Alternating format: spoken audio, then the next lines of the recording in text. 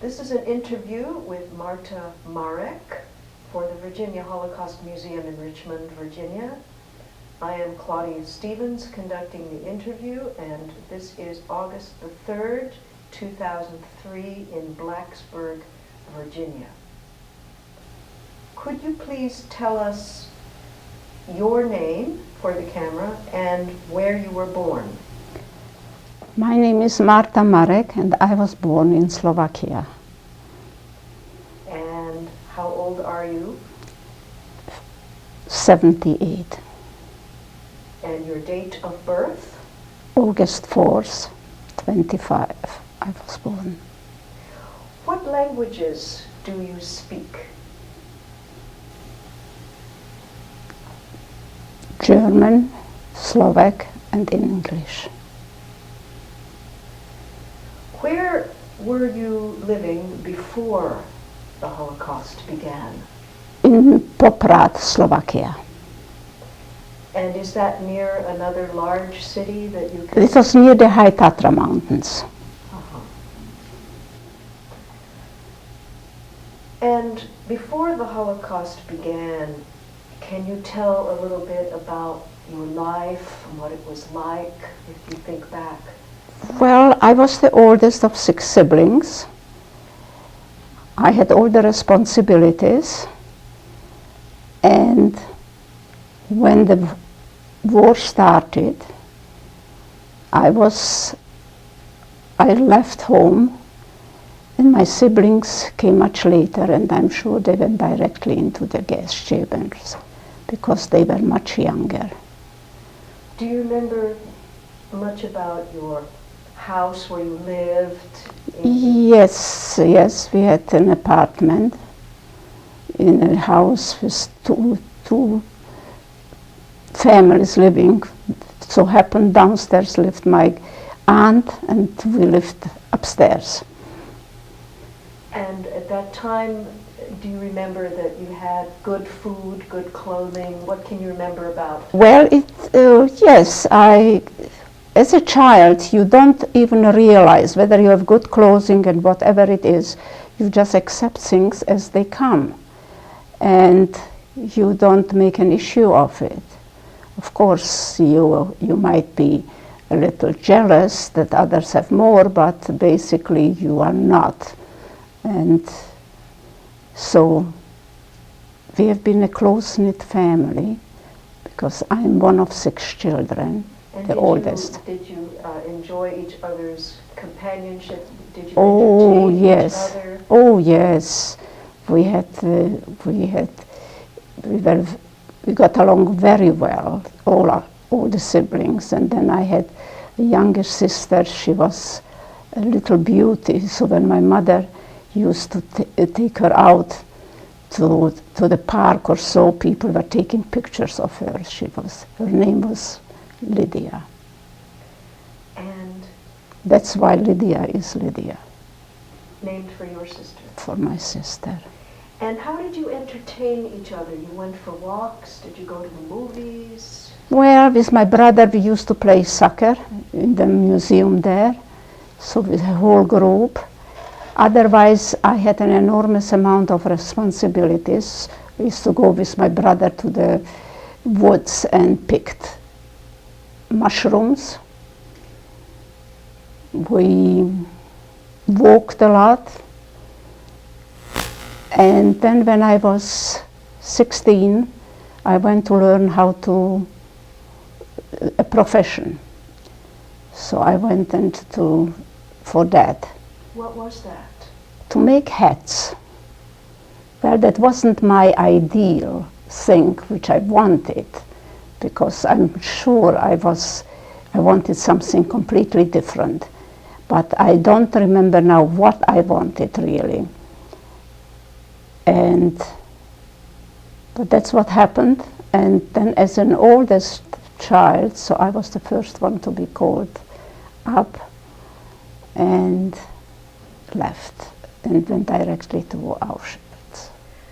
Before that happened, let's just stay with your Yes, for the past.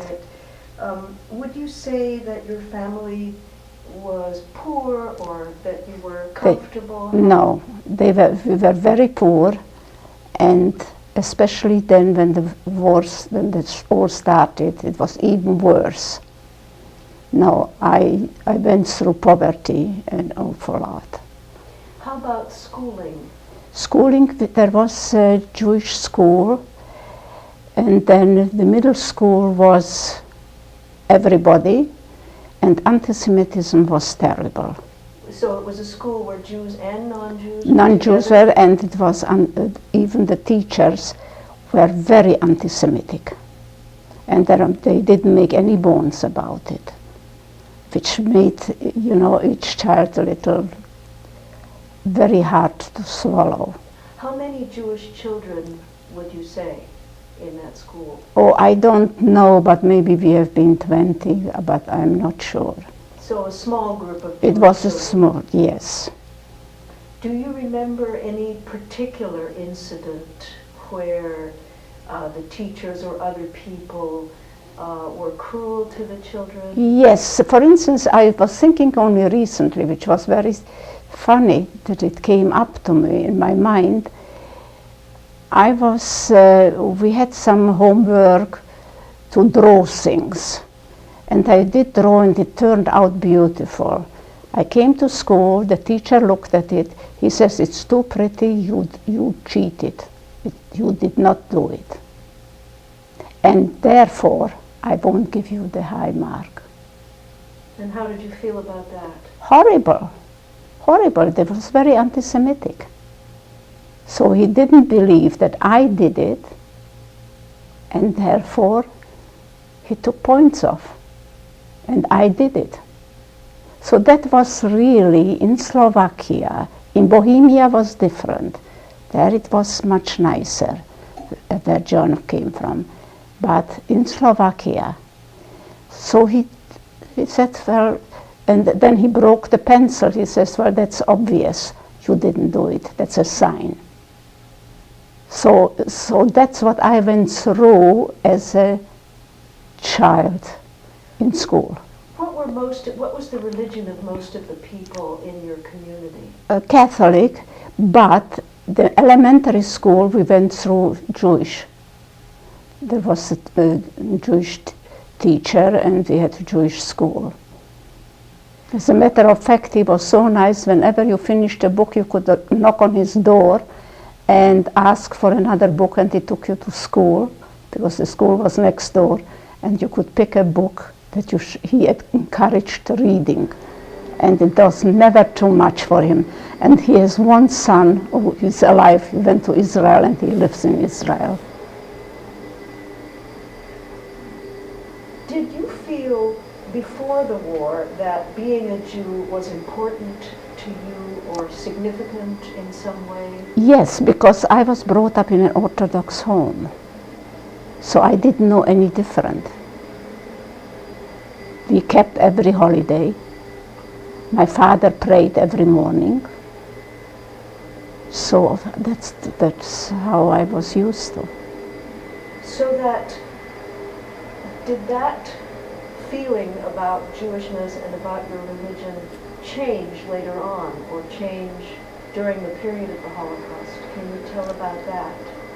Really deep down, no. Because first of all, you knew you are in camp because you are Jewish. So nothing changed. How about your religious beliefs? Now, During the camps, when you were in the camps?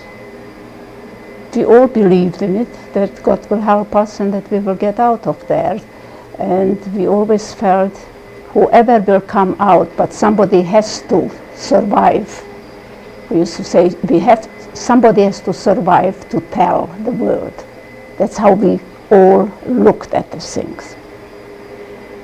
Before the war, do you remember having friends who were not Jewish, friends, non-Jewish friends at all? Only a neighbor. Not really. We're rolling. I'm going to ask you some questions about the countryside around your town where you lived and what it looked like and what you can remember about just the natural beauty or the way that it appeared to you then? What did your Well, side look like? I was living in Poprad, and there was not far away was the High Tatra Mountains. So when you looked up, you could see the mountains and woods we had. It was very nice, and we used to go to the woods to pick mushrooms, and a lot of gypsies there. But the Tatra Mountains was very, very beautiful, What was the weather like? like here. In the wintertime? Was it Very snowy, very cold, and summers is summers. Now, when the Nazis came, when they invaded Slovakia, you were living still in this town, Yes. and do you remember when it was that the Nazis came? What year was it?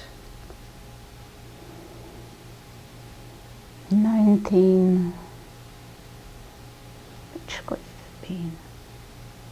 If you can't remember exactly that, that's No, all. this will be in any book you will find Yes. when the Nazis took over Slovakia. And you were at that time About 16. about 16. And Right. I'm going to ask you what happened as you remember it, and as you remember it, when the Germans captured your town. Do you remember them coming into the town and what the people did when that occurred? Well, many people were very much for them, and we have been afraid what's going to happen. And I was the first transport going to Auschwitz. Do you remember how this occurred? I mean, was it suddenly, gradually? Well, it wasn't so gradual, really. And they said they will take people for work, which actually was Auschwitz. And we didn't know what Auschwitz is until we got there. And we thought we would be there a short time and come home, which never happened. And when they decided to do this, what did they actually do? Do you remember being taken to a place or rounded up, or can you tell how that was? Well, they rounded us up, people from what age to what age. They left us in a military place, and then they took us by train, wherever, to the High Tatra Mountains or somewhere around. And that's where we went, and that was the end of our youth. How long a journey was it by train? Oh, I don't know. Maybe an hour. So you were very close then to Auschwitz? It was not far from Well, we went to Auschwitz, which was pretty close, yes. It was. Since you went first to the mountains, that's the short trip.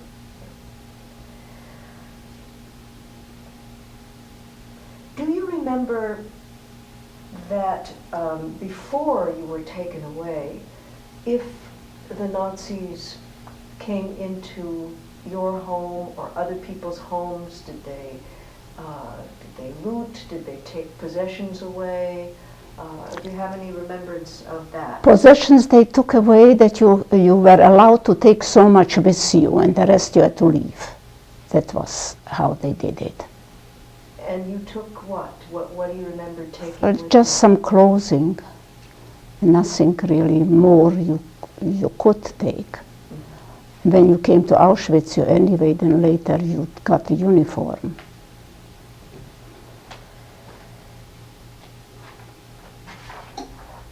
Now, when you arrived in Auschwitz, and you had some clothing with you in a suitcase. Do you remember what happened initially? We had to pile it up in a bundle. You know, it was a big pile of clothing, which then went to a place from where, when any group came, got clothing from there, because they thought that when they wash it, it's cleaner or whatever. I don't know the reasoning for it. But it was a group of people that were working with the clothing. And when you came, that they changed it, the ones that didn't go to the chambers. So the clothing that you brought was taken away from you? Yes. So far I remember, it was taken away, and then you got something else to wear. What did you get to wear? I don't know. Just probably a dress or something. What else do you remember about arriving there, and what you No, did? we were put into barracks, and I was in the barrack with my cousin. And that's about all. And then they sorted us out. The ones that can work went to work, and the ones that couldn't work went into the gas chambers. So you were with your cousin? Were you with any Cousins. other family members? Oh, cousins, only cousins. How many? Oh, we have been about, I would think, 3 or 4 cousins.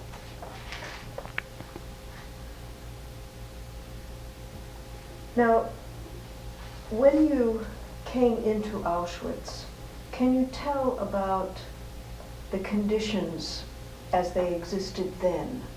If you remember about bathroom facilities, for example. Oh, the bathroom facilities were outside somewhere. They were not in the block. You had to go out. And also, if you remember about food or water from that time. Well, they gave us very thin soup we got to eat. And how frequently did you get? Well, we got in the morning just something like a coffee, which wasn't, and then lunch and dinner. And dinner we got also bread. So there were how many meals in a typical Well, it's day? the 3 meals, but evening was the biggest one. So I think the lunch really wasn't, because we went to work. So you always took some of your bread with you. And what about water? Water was everywhere, so you could, if there was somewhere water, you could drink it. Did you get a cup or something to? We might have had a cup. Yes, it's possible. Now, when you arrived at Auschwitz, you said you thought you had come there to work. That's what they told you. That's right, that we are going to work there a certain time and then we go home. Well, which wasn't true, that was a lie. And When did you first realize that it wasn't true? because then more transports came. So we have been in a large community. So then we knew that, and then we heard about the chambers. So we knew right away then that it isn't what they said it's going to be. Where did you hear about the chambers? In Auschwitz. Was it a rumor, or did you tell how you found what people were saying? No, people were talking about it because maybe some people had a chance to talk to the men that worked in the chambers. which then after a while, after a certain time, they were just as, they killed them also, and the new group always came in. So they were always afraid that somebody might find out, so that always were changed the groups. What do you remember feeling like during this early period where you thought you would just be there to work and then go home, and then it didn't turn out to be true? Do you remember how you felt at that time? I think we found out very quickly that we are not going home. That because more and more people were coming and more rumors were going around. So we knew that it's not going to be what they promised.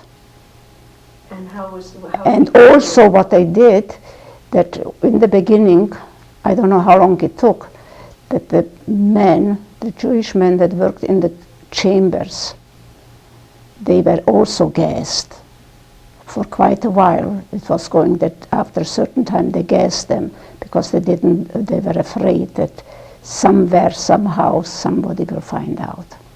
They kept it very secret. Were you afraid at this point, or describe your feelings? What were you thinking and feeling about this? It wasn't what you expected. No, we didn't expect it, but how we felt about it, well, we never knew when our turn is coming, and if anybody got sick, he went to the gas chambers. So you never knew when your turn will come. And I think after a while, normally, one gets used to the idea to accept things. And when there was selection and you were left still living, you were glad that it wasn't your turn this time, but this was going on every week. Can you tell a little about that? You said it was every week. Do you remember how this, can you describe how one of these selections occurred? Well, we stood all lined up in rows, and when they saw somebody already tired out, worn out, and a new transport was coming, so they knew those are the healthy ones are coming now. So they just lined them up, and they said they're going out to work, but the work, it wasn't work, they took them to the gas chambers. They were lying always. Did you know they were lying? Well, after a while we did.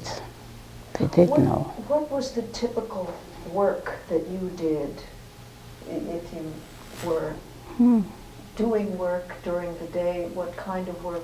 I worked in the camp cleaning the barracks, but also in the beginning we worked outside in the fields. What sort of work did you do in the fields? Like any peasant,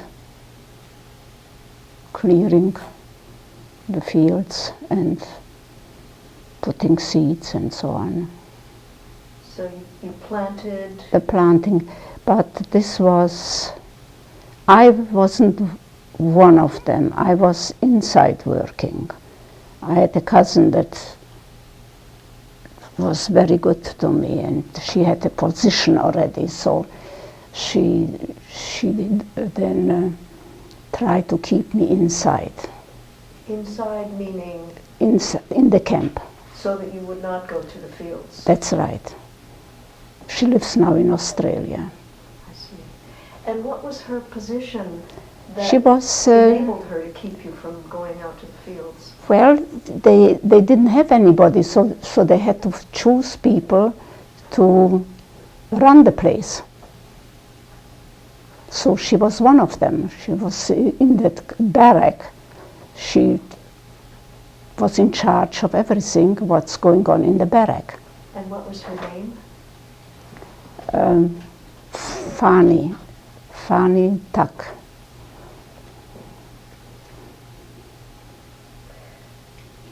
Now, you were taken to Auschwitz. Yes, originally. yes. And then you went to a different camp. Well, at the end we went to Neustadt Kleve, but this was already at the end when the Russians were coming, were too close by. But it's my understanding that you were first in Auschwitz and then in Birkenau. Birkenau, yes. So And from Birkenau, well, there were so many people, so Auschwitz was called the whole thing, and there was, and then Birkenau, we've been in Birkenau. Now, I can't visualize it right now, the Birkenau. But it was also a lager. Right. Yes. Next to or not far from Auschwitz? Not far from Auschwitz. And No, there were also a lot of Russian people there and Polish people that the government didn't like were in the camps. So you started in Auschwitz, and do you know how long you were there before you went to Birkenau? Oh, probably half a year before so many people were there.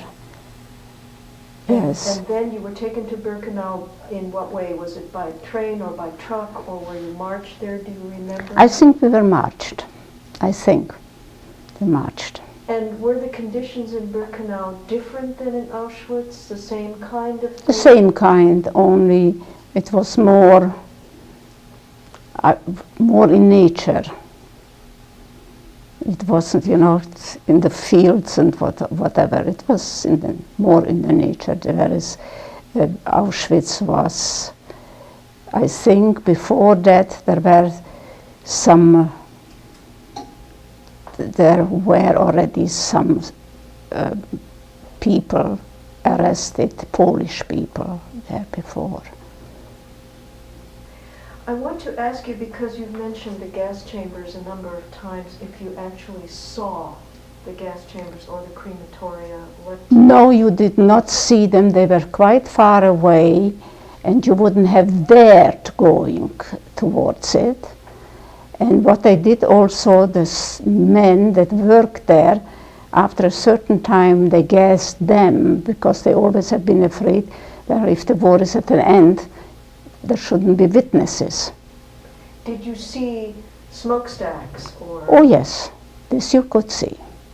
And did you know what was happening? We knew. Rumors go around, and in any rumor there is some truth. Do you remember any smell or the atmosphere that? You could smell. But we knew it. People worked there, and they told the others, so we knew what was going on. Now, when you were at Birkenau, how many prisoners would you say there were with you? Would you number them in the thousands or in the hundreds in your barracks? I would the barracks were in the hundreds. But we might have been there in Birkenau in the thousands too. But they didn't need you, so they gassed you. So you felt that there were thousands of people around you? Oh yes, yes. And how long were you at Birkenau? Till the end. To the end. To the end, when we were liberated. I will ask you about the liberation in just a little while. I don't remember. But before I do that, I want to ask you also, because we know you mentioned there were Russians there as well, and Poles as well as Jews. Yes. Do you recall that there were political prisoners? All political. All political. So that other than the Jews, the others were all political prisoners? Yes. Can you describe what you know about that, or what you remember? What sorts of crimes or? I don't think they had to have some crimes. They have been in the military, and then they were caught or something, so they took them there. They didn't have to do anything. They haven't been too fussy over it.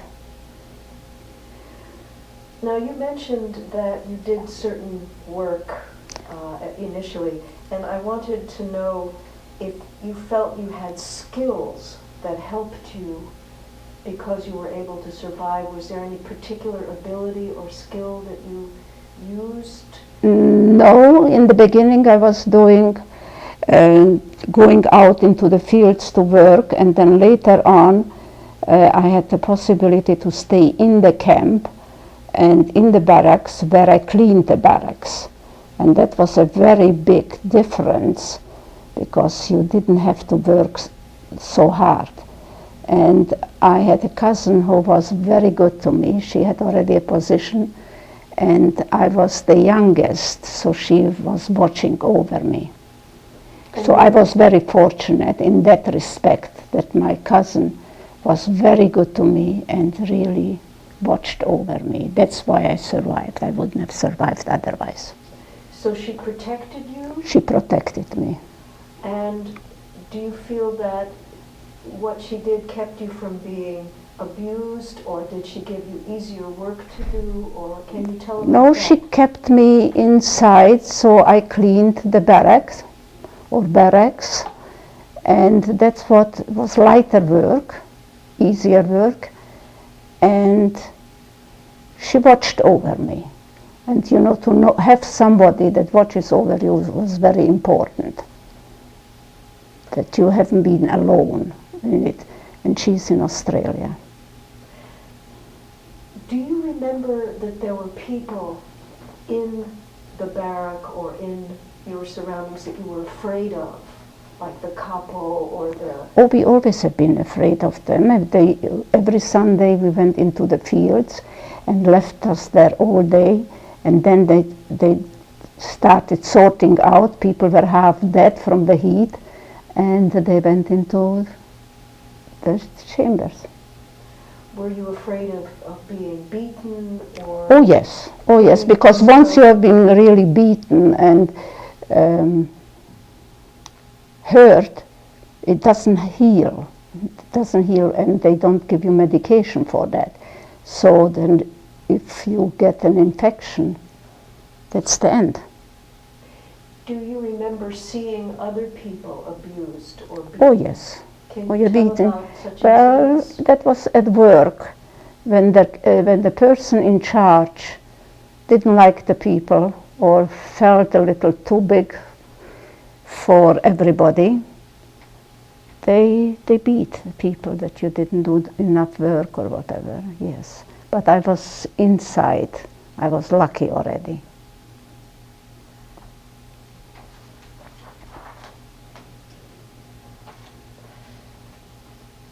Do you remember, because you were luckier, do you remember if you had more food or better food than others? No. Do you remember any incidents that involved food or people hoarding or stealing that stand out in your mind? Well, people did not dare leaving a slice of bread on top of your bed. They put it under your head because somebody might have stolen it. So everybody protected his piece of bread. Did you do that too? We all did. Are there any, do you remember any incidents where people stole from each other food? I know that they did some of them, but really I don't think there would have been much, because we've been all in the same boat, and I think we watched out more for one another than anything else, because we all have had the same problem. So you recall acts of kindness then? Oh, there was also kindness in I think in every misery there is some kindness, I would think. Does anything in particular stand out any act of kindness, or, and you've mentioned your cousin helping you. Yeah, well, she happened to be a very good person to everybody, but you know, when you had a position, you had more leeway. But every day was different. Now, in the camp were only women at Birkenau. In Birkenau were only women, and the men were in Auschwitz. I think they might. No, we had their men in the chamber, in the gas chambers, and I don't know because because some people told me that when they went to work or from work and they met men coming to work, so they used to ask, "Do you know so and so?" to find out whether some of their loved ones are still alive. Were there any children at all in Birkenau? Were there any pregnant women? Do you remember if anyone? Oh, well, yes, they did, and they took the child and away. Whether they gave them then to the Germans, the children, or whether they killed it, I don't know. I don't remember, but there was something. And whether the mother was then killed, I don't know either. It's so many years ago, and never thinking about it, it's very difficult then to put this together. Let's take a little break now for maybe a glass of water, or just whenever you're ready, just tell me so. Well, there was also this liberation. Are you ready to go? Yeah, there was a girl that... Wait. Okay, wait. I'm not quite ready. All right. Yes, just a little more about illness in the camps. And do you remember if there was a hospital? Did you have any experience of that, or people who went to a hospital? Well, yes, there was some kind of a hospital, but you hated to go there. It was because what happened was you had wounds and the shoes didn't fit, so you were all bruised or whatever, and you have been afraid to go to the hospital because you never knew whether they were constantly sorting there out people, because we have been so many. They were constantly bringing people from different countries, so people didn't mean anything. Chickens meant more than a person. So were you ill at any time? Did you become sick? Yeah, we all have been sick with typhus or so, but somehow most of us survived. Most of us did survive. Now I have cousins and we all survived, except men who didn't. I found about him written in the Holocaust Museum in Washington. I looked up and I found him there. Do you remember his name? Oh yes, Simon Mangel. Did you find any relatives by accident in the camps? I mean, you mentioned you were there with your cousin, but did you find other people and No, but we knew about one another. And we somehow watched out. Everybody watched out for somebody. We were watching out for somebody, and we were always grateful when you came back from work. But very often they brought dead people. They beat them. The work was very heavy, or whatever. So you don't know in which part you were they took you to work, how it will end up. Did you always hold out some hope, or did you lose hope at any point? I always used to say, from every hell somebody came back. Somebody has to come back from here too. That was my thought. Were there people around you who thought about suicide? There were people that did commit suicide. Do you have any recollection of that? I know of. And one girl, as a matter of fact, escaped with a Polish soldier, and they caught them. And they wanted to hang her, and we had to go and watch. This was a Jewish girl? Jewish girl, Mala was her name. And somebody gave her a razor, and she cut her veins. So they did not have the satisfaction that they killed her. She killed herself. She was from Holland, I think. How do you think she managed to escape?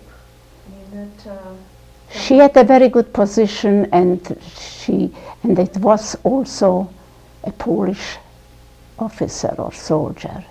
So she went to work and disappeared. I think that's what happened. And then somebody, unfortunately, saw them from Auschwitz, recognized her. And that's how they found her. What happened to the Pole, to the officer? They took him probably to a different camp, and he might have been also hung. I don't know. But it's very easily possible that they could have hung him. Did you get any kind of news from the outside world, or was it? Yes. Tell about that. A little, because the people that I was inside the camp, but people that went outside the camp, so often there was somebody from different camps, and the Polish people were watching over them or so they could communicate and also find out something, how far the Germans are and whatever. So it gave us always hope. But there was something because they went to work. And then there were people that were working in places where all the clothing from the people that came to sort them out. And, to pile them up, and when a transport came, so they gave them the civilian clothes. And just one other question about the camps. We know that there was a lot of music performance. Much of it was to entertain Yes. the commandant, but do you remember hearing music? Oh yes, there was a woman who was she had there a group of people, and they played the music in the morning before leaving the camp, going out maybe to work in some kind underground whatever, or doing road work or whatever. And she had a group of people, and in the evening when they came back, the music was played again. Do you remember this group at all? I mean, can you visualize it? Yes, it was a small group, but this is the first time in all the years that it came up now. And do you remember that someone conducted? Oh yes, this I know, this I'm positive about. This I can see her in front of me. I see. And what did she wear, the conductor, the woman who conducted? How did she look? I think just like either a dress from the camp, or maybe a skirt what we all had to give up and then got something else. And the women in the orchestra, it was an all-women's orchestra, was it? Yes, because women and men are not allowed to talk to each other, otherwise they could have been killed. Do you remember how the women in the orchestra looked and what sort of instruments they had when you I think they're just regular instruments like everybody else, because they had so much of everything. They stole so much, so there was no shortage of anything. So they just, and they marched out, and in the afternoon the music started playing, and they came, and sometimes they carried a dead person that died at work or so on. while the music played? And the music played. What do you remember the music that they played for the marching back and forth? Did you recognize any of the songs? And Oh, I'm sure I did. I'm sure I did. what sort of songs were they? Like any marching songs. Now let's go to the final time at Birkenau and what happened then. If you remember the Russians coming in, or were you marched out, what can you tell about that period? And first of all, I should ask how you were physically at that time. I happened to be very good physically because my cousin was watching over me. I just was lucky because I stayed inside and I didn't work outside, so I was very lucky. I was the youngest from my cousins, so they all watched over me. And so you were in pretty good shape at the end, Yes. at the end of that time. And Yes. do you remember what year that was when it was came to an end? I think 40, 45, could it be? Maybe it was 45, I don't know. And tell how it came about that the camp was liberated, if you can. I mean, what stands out in your mind? Somebody came and told us that the Russians are very close by. And that's all what I remember. And then they liquidated the camps, and people were going from one camp to another. So when the guards and the Nazis there in the camp knew that the Russians were close by, They ran away. They ran away because they were afraid that the Russians will be really... The Russians had been... They didn't put on gloves for the Germans. They were very rude and crude and whatever which they deserved. do you remember how it came about? I mean, what you were No, doing? they told us only the Russians are close by. Somebody told us. There's always the rumors going around. And so we were waiting for that. We felt this will be the end. And so then we made up our groups.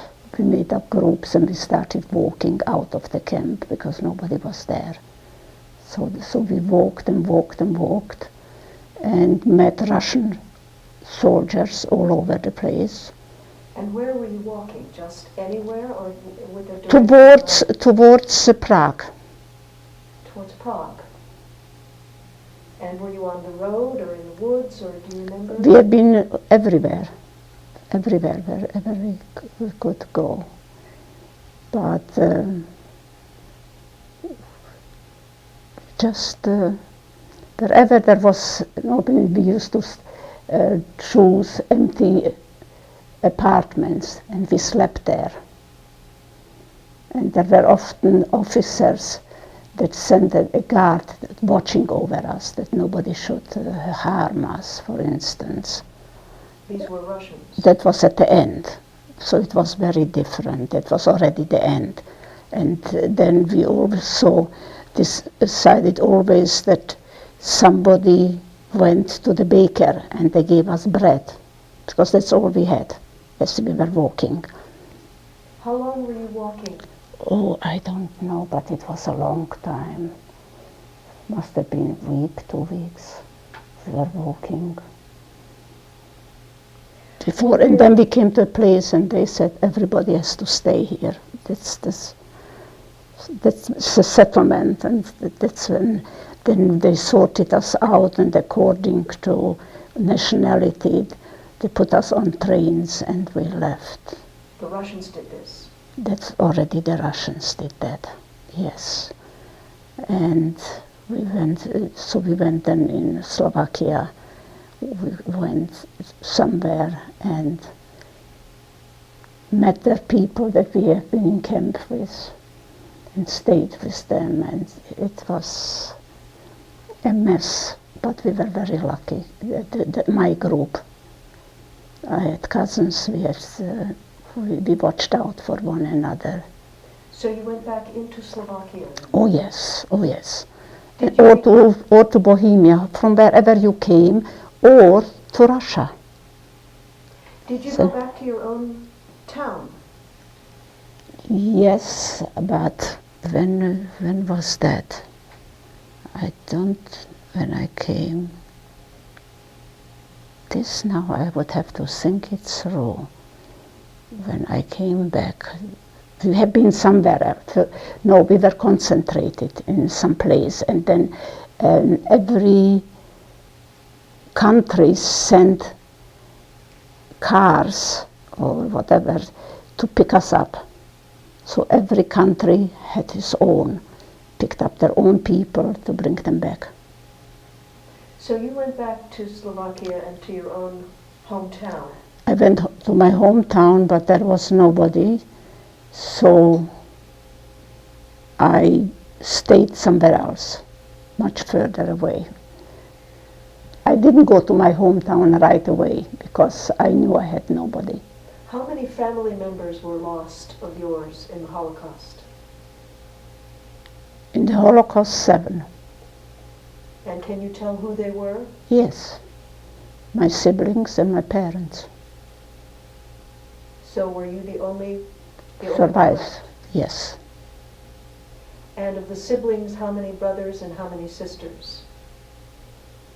2 brothers, my parents is 4, and 3 sisters. And where did they all die? Do you know? No, in Auschwitz must have been, or in whichever camp it is. They were all equipped very well. So you assume that they went to different camps, but you're not positive. But I think they came through Auschwitz. Auschwitz was the main. It was in Poland.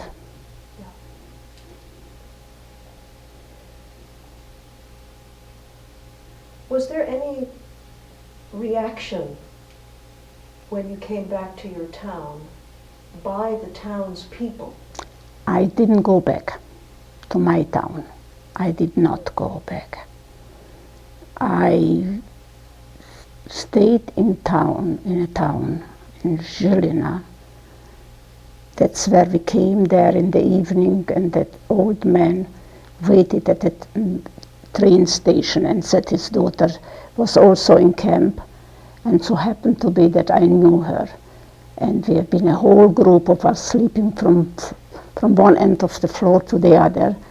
And so we stayed there overnight, and then we made decisions who is going where.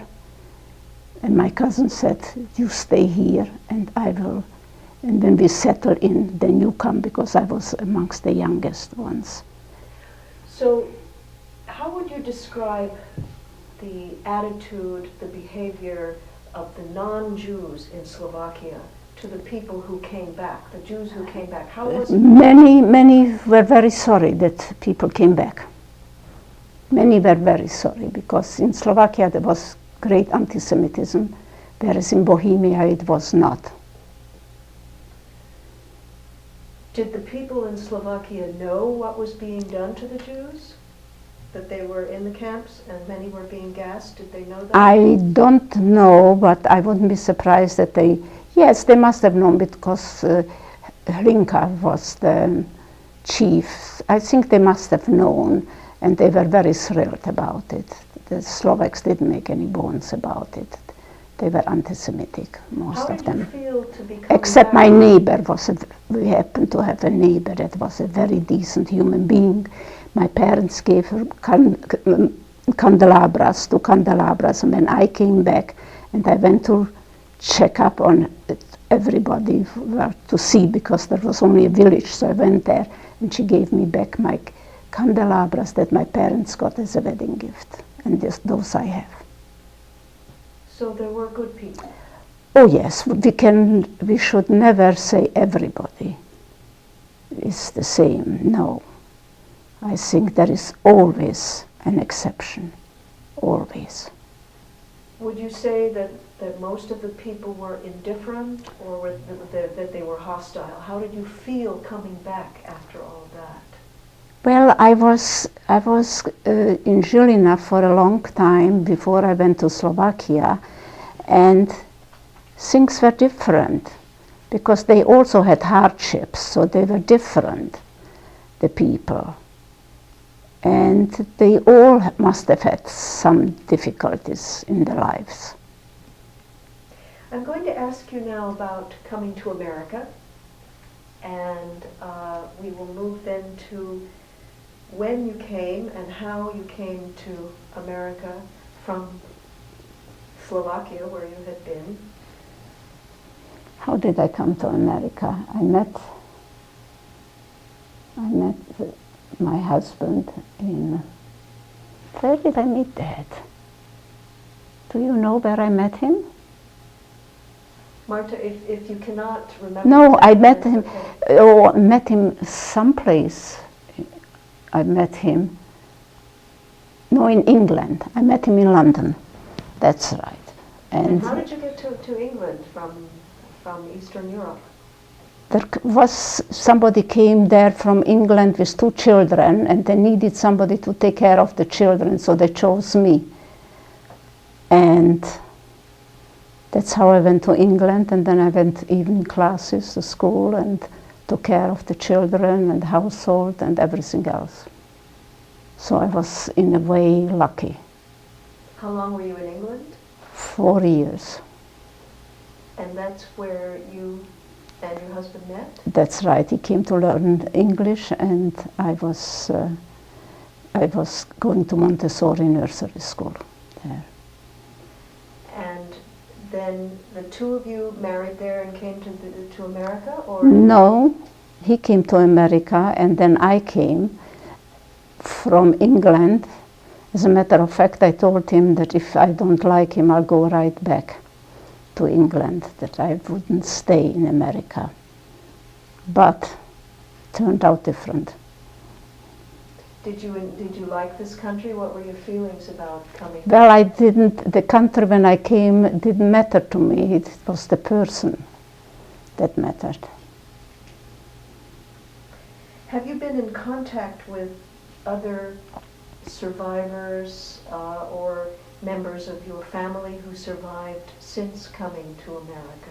Oh yes, my cousin in Australia and my cousin in Israel. Oh yes. Do you still wish to find other people or make contact with others that you haven't been able to see? Not really, because I don't.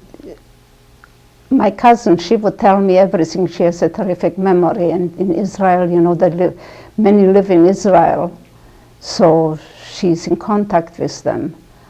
But no, I wouldn't know. I know one in New York City, but somehow we are not much in contact. Did you talk about your experiences to other people, or when did you first start to tell about being in the camps? Much later in life, much later. And John was the one that was teaching the Holocaust, and he was talking about his experiences. He was very good at it. And a young lady here in Blacksburg had him every year in the spring when they were talking about it, so he came and was lecturing on it. Can you tell about your children, or you have a daughter? This is my daughter. I have only one daughter. And where was your daughter born? In Belmore, New York. And then my other daughter was also there born, but she died. And you came to Blacksburg with your husband? About 10 years ago, isn't it? We followed her, so that we should enjoy the grandchildren. And how many grandchildren do you have? 2. 2 girls. When you remember, when you look back on your experience in the concentration camps, do you have bad dreams? How do you look back on it now after so many years? One thing he taught me, appreciation of everything, not to take things for granted. And sadness at the same time. That's I think it's about all that covers the whole thing.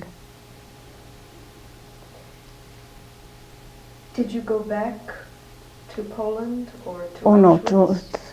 Or to yes, Slovakia? yes, we have been out. Haven't we been? We went to Auschwitz. Yeah, we went to Auschwitz with the girls. How was that for you? Do you know, can you tell how it felt to go back and see that again? After so many years, you're looking at things very different. How was it? I mean, after so many years to be there again, what did it feel like to you? Well, it was on one hand sadness that so many didn't come back. On the other hand, that you could be there. And people go there to this day. They're still going there whenever they go to Poland, they go to Auschwitz. But so many things happen all the time. Also, while we were traveling through Poland to get to, because we all gotten according to you the nationalities and where we lived, they concentrated us, and that's how we got back to our homes. So nobody went really by itself, by themselves. They usually went in groups. Do you tell your grandchildren about your experience? No. They are too young, they have still time. If they would ask questions, then it's different, but they're too young. They have time for it.